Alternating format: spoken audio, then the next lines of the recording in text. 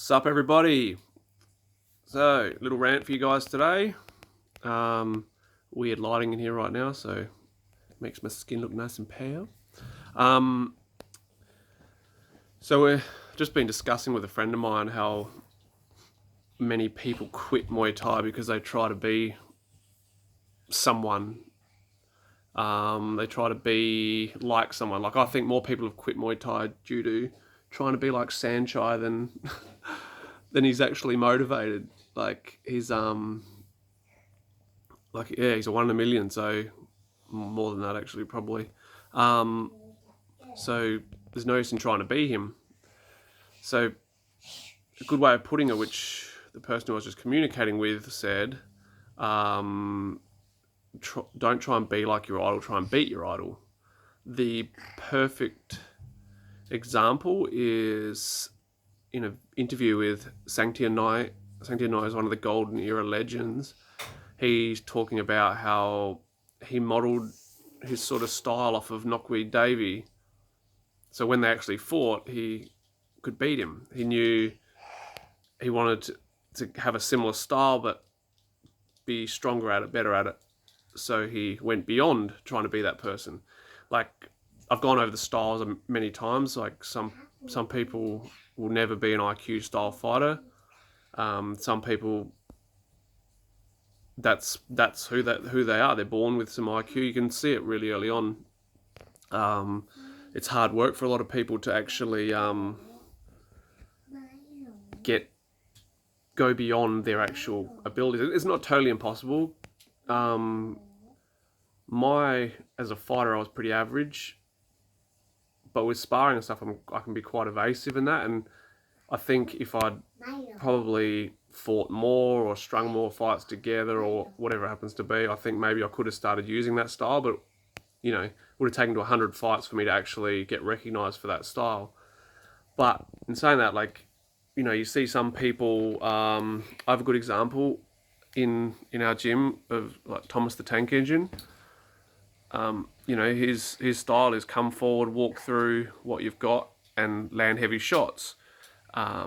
Very similar, I suppose, to like the Sitmon Chai style. Trying to make an IQ style fighter out of that, like evasive and like a Sanchai out of that is impossible. But you make what they've got stronger.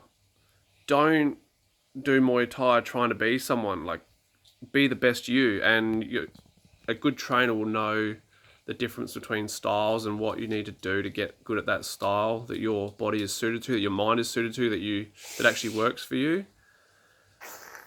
Don't just look at YouTube and go, oh, I want to be like him, because your trainer understands it more and knows the styles better and would know what you're more suited to.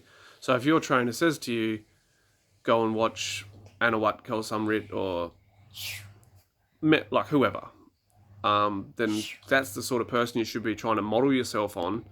But don't just stop there. You want to go beyond what they've got. Too often people are getting disheartened because they can't do this, they can't do that. That's okay. What are you good at? You're a good kicker. Then kick. Don't be like, oh, I need to be more evasive. I need to be able to change angles.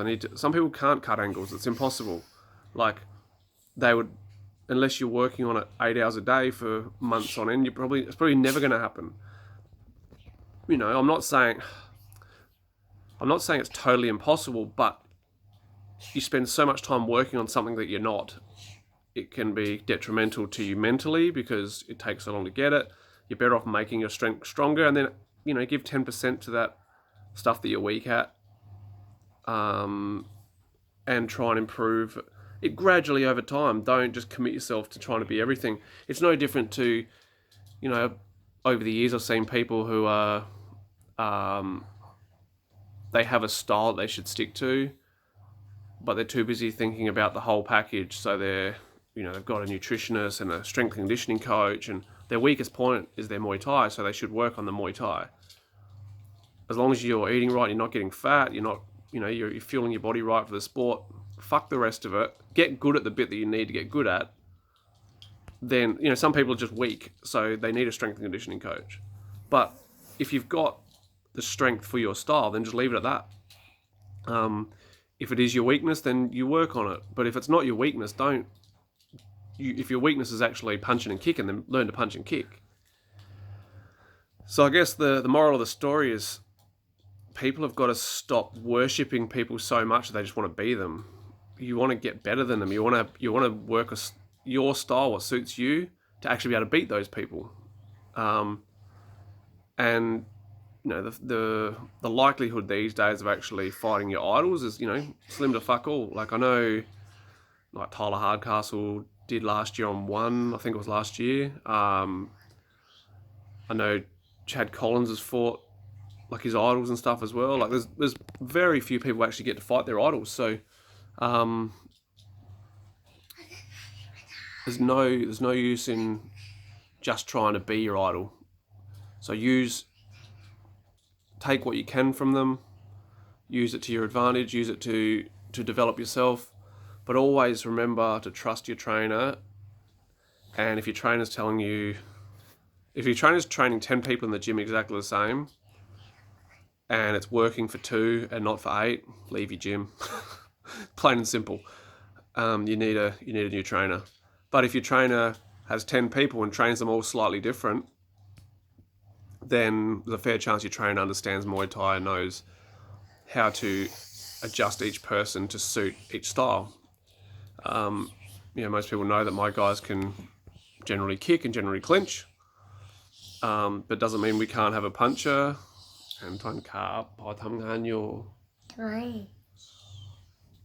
It doesn't mean, you know, I won't have a puncher in the gym. I won't have a